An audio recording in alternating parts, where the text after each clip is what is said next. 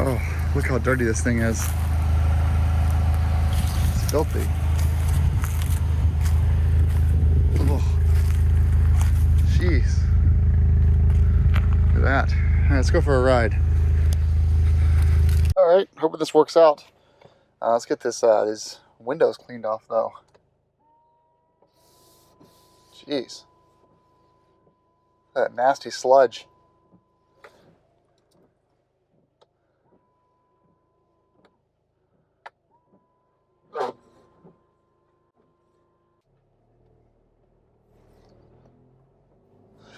Taking it nice and slow for a few minutes here. Heather's behind me in the Ioniq. So, it's a little high, isn't it? Oh, I forgot. I got automatic seats here. my winter cars don't have motorized seats. Yeah, so we're taking the Golf R out of storage. It's always 34 degrees now. I don't want any salt in the car. That's the most important thing, is salt. And the second thing is the tires. The Pilot Sport 4S tires are, they don't like being driven in cold weather. And so they say, I think it's on the tire sticker, like don't operate under 39 degrees, I think it's 40 degrees. They're just ultra hard at cold temperatures, but they're fantastic summer tires. I don't know if this angle's gonna work. I got two GoPros going. The Hero 8 is on my left shoulder, and the Hero 7 is facing me. And there's really not much for you to see going forward, although I probably should get a camera going forward. But I'm just gonna talk a little bit about cars, because we're, let's get this oil temp showing here. I don't want to go crazy till the oil temp is good. Let's talk a little about cars here. So, I kind of forgot what it was like having a DSG. That's nice. Got a little bit of white smoke coming behind us, but I think that'll burn off.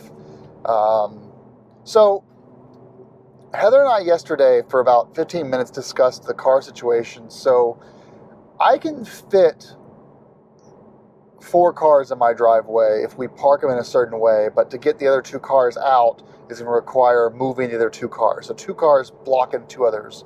And so for the winter time, we've been using 3 cars. The Golf R has been in storage. The Sport Wagon has 80,000 miles on it. Heather doesn't want to drive it anymore, so she can kind of shave off some of her mileage issues. And so we've had the Ioniq and the Escape as our winter cars. And the Ioniq is the around town vehicle, to and from work. The Escape is the longer haul vehicle. And then, so this has 44,000 miles. Her Sport Wagon's 80,000 miles. And before we bought the Ioniq, or leased it, sorry, I used to bring the Golf home in the summertime. We decided to actually leave the Golf R in storage for now. It's finally becoming that summer car that I've always wanted, where Sunday car, not summer car, a Sunday car. And what I mean by that is it's going to be driven on nice weather days or track days or drag strip days, around, to more destinations. It's not going to be a car that is a commuter or even a road trip car. And that's kind of the plan, is that this is such a bullshit thing we went through. Basically, I want to keep the Golf R and preserve both the value and the quality of it. I put a lot of money into this car. I want it to eventually be a garage queen that I just stare at and take out for special occasions. And it's one of those kind of cars where, in 20 years, I'll still have it. That's kind of what I want to do with this car. I'm not a rich man, so having a really nice car, I know it's only a Golf, but to me, it's one of my dream cars. And it's good. Everyone should have a dream car that they can actually afford. The Escape is going to go into storage because it is a winter-only vehicle, and that will remain kind of, on standby for trash days and stuff. But the Escape will go into storage, and it will go off the insurance, as will the Golf R. The Golf R will remain uninsured until days where I want to drive it. The Escape will only be insured from November to April, unless I need to take it to the dump or something. And then which actually, no, I don't have to. It's New Hampshire. You don't need insurance if the car is paid off. But anyway, the Ioniq, we're going to keep in year-round rotation because I've got a 12,000 mile a year lease. And if I don't hit the 12,000 miles a year, I'm basically pissing away that money. it's a $75 a month lease. We're not, it's not going to kill me to not drive it. But at the same time, I want to get my money's worth out of it in offset miles. So that means that if we're not leaving town, the Ioniq is going to be the first car we drive. That's just the rule. And so that will remain kind of the daily driver. And so that's going to be constantly in the driveway, which is great because it's actually a small car. It's nice. It doesn't take up a lot of space. And then Heather's Sport Wagon is going to also remain in the driveway. So summertime will be Ioniq plus Sport Wagon, and wintertime will be Ioniq plus Escape. And Golf R will be the Sunday driver. I love this car though. I spent so much money on this thing, like dialing in. Like last year, the big project was dialing in the suspension, and it's amazing. Where are we at right now? We're in normal mode. The suspension of this thing, the Bilstein B16s are just amazing. They're so good. These shocks I never ever want to take off this car. I've actually already sold the OEM shocks and springs. I don't even want them anymore. They're gone. And it's so comfortable. The only thing I want to do to this yet is some the S3 aluminum subframe. I want to do a front sway bar, and I want to do kind of a camber plate setup and adjustment for the front. Other than that, the suspension is completely dialed in. It's right where I want it. At some point, it'll get new bushings, but with only 44,000 miles, it doesn't really need new bushings. And that's the crazy thing about this setup is that I've only put from November of 2018 to April of 2020, I've only put 4,000 miles on it. And so, I mean, it's just, talk about a crazy oil change. I went back to my guy to do an oil change. We did a whole lookover for winter storage. And between him seeing it the year before and this year, I'd only put 25 or 3,000 miles on it. And a 3,000 mile oil change, but it was every 10,000 miles or every 12 months. So that's what we went through. We're going to pull on the interstate here. We're at 145 oil temperature. This is a good test, see how the engine's doing. If it blows up, at least we'll be close to home. Ready?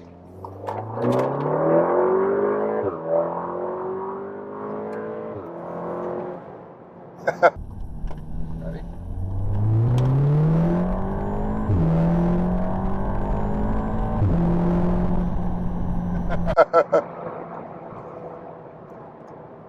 Oh yeah.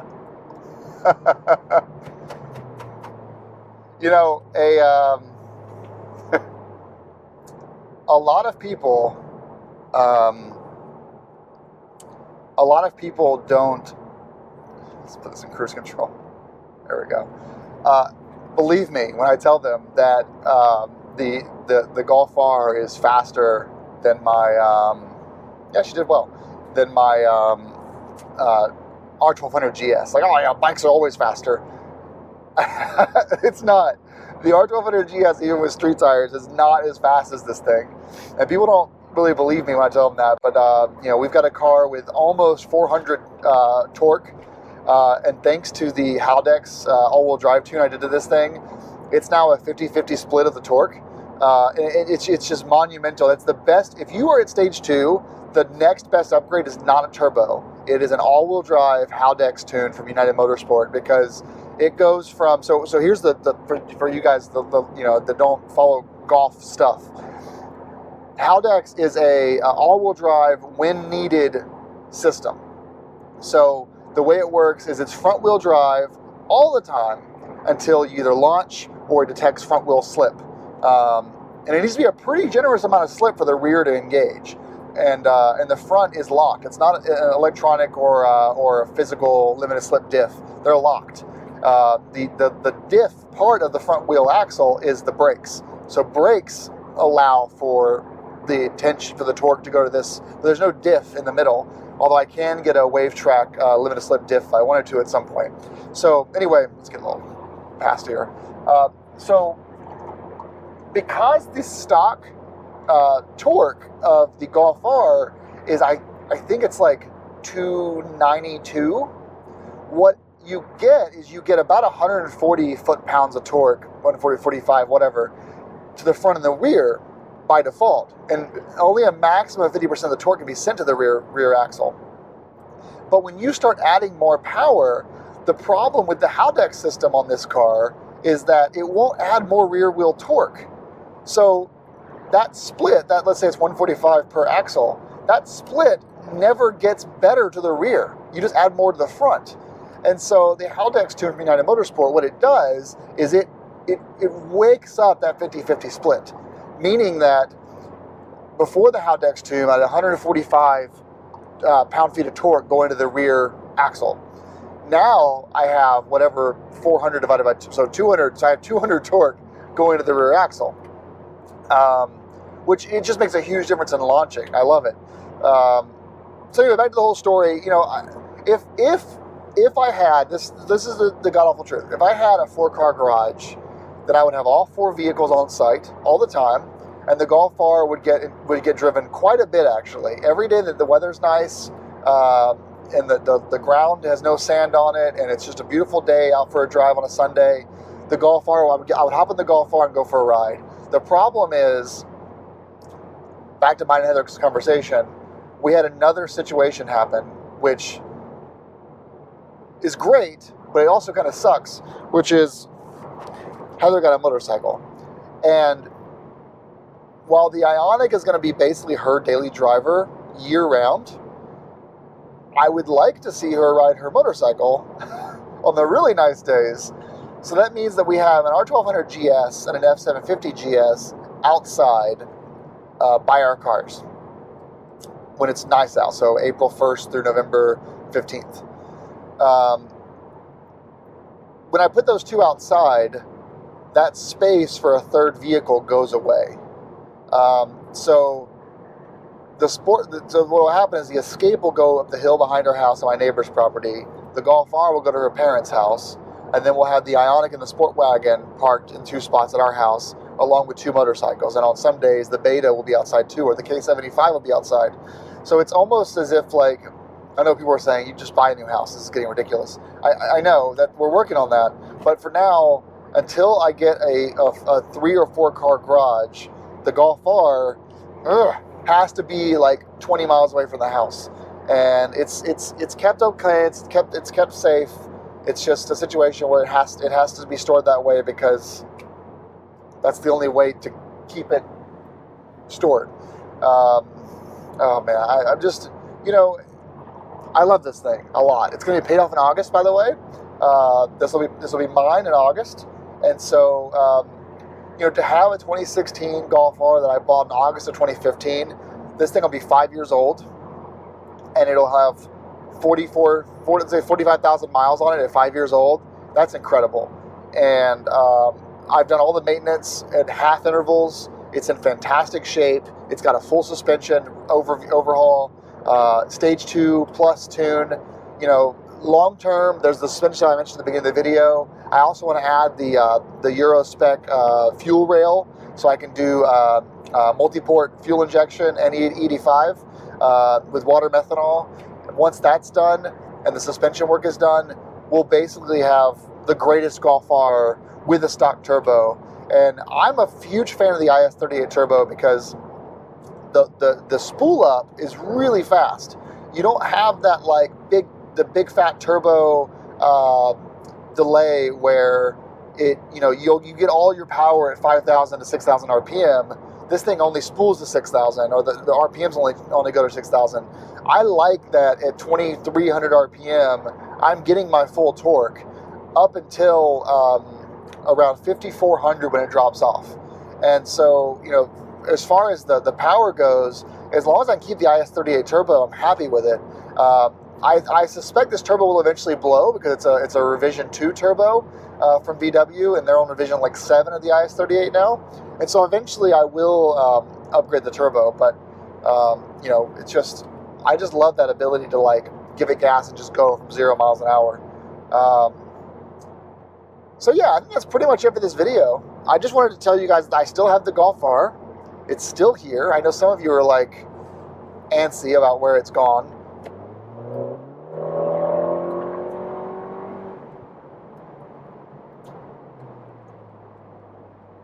Oh, we got a little bit of rust on the brakes.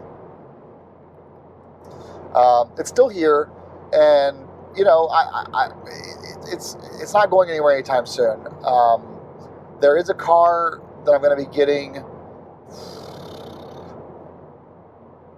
in 18 months, possibly 2 years. So 18 to 24 months from now, I will have a new car. It's at that time that the Ford Escape will actually get sold. And that will become a daily driver, and Heather will have the Ioniq. Once the Ioniq lease is up, I think Heather is going to sell her sport wagon. The Ioniq will go back to Hyundai, of course, and then she will be getting, I think she wants to get the new 48-volt mild hybrid Touareg. They've got an R-Line VW Touareg that's in Europe right now. It has like 500 horsepower. So that's something that she's really looking at. I know that she really likes the SEL R-Line Premium.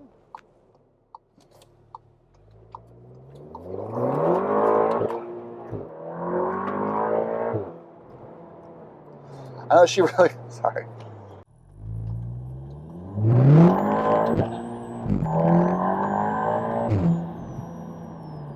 I know she really, sorry. I forgot I need to turn off traction control. Well, no, not turn it off. Go to sport traction control.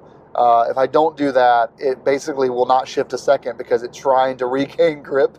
And don't forget, guys, it's still 35 degrees outside, so these Pilot Sport 4S's are not happy with me right now. I'm going to be, so basically now that I know that this car can live forever in a garage,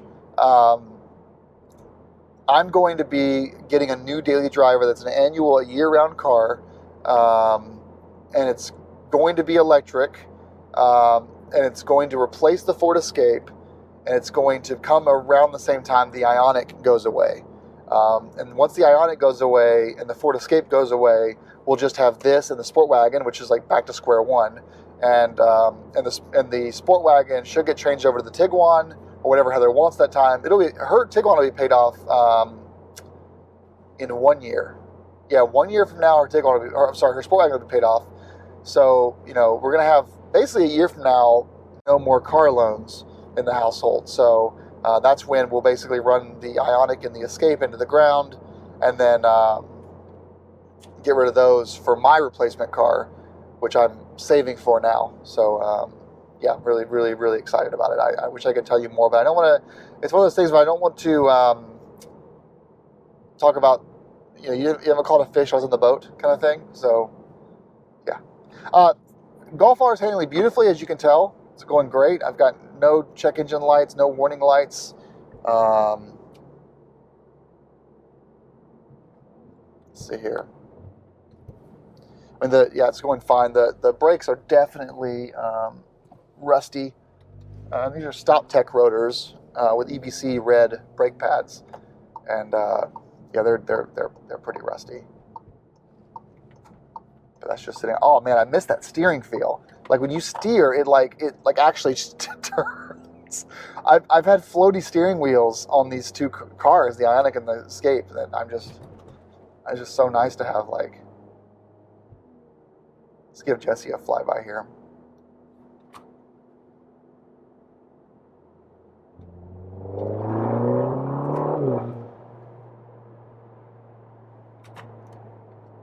Yeah, all right, guys. I'm in the video now. Thanks so much for watching.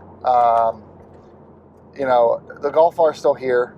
I just wanted to make sure that you guys were aware of that. Got a little bump here, which always fun. Frost heave season is still here. There we go.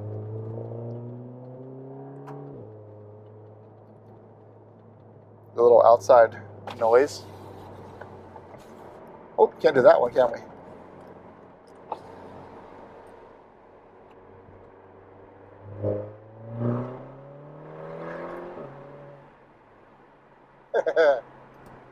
All right.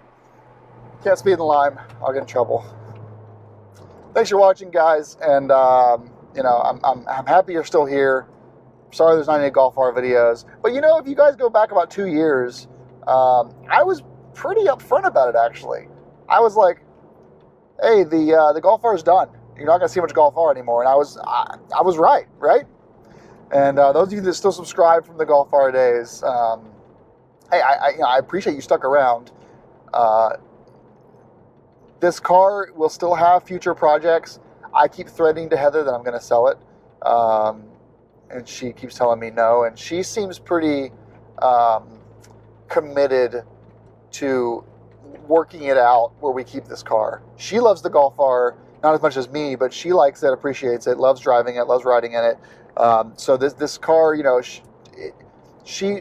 I really appreciate that girl, because she's really always kind of putting, when I get a twinkling in my eye, she's like, no, you're going to regret it. You're going to regret selling it. Don't sell it. And so, you know, Heather, thank you for keeping me with it and not letting me sell the car. All right, guys. Thanks for watching, and appreciate you. And be safe out there. Bye.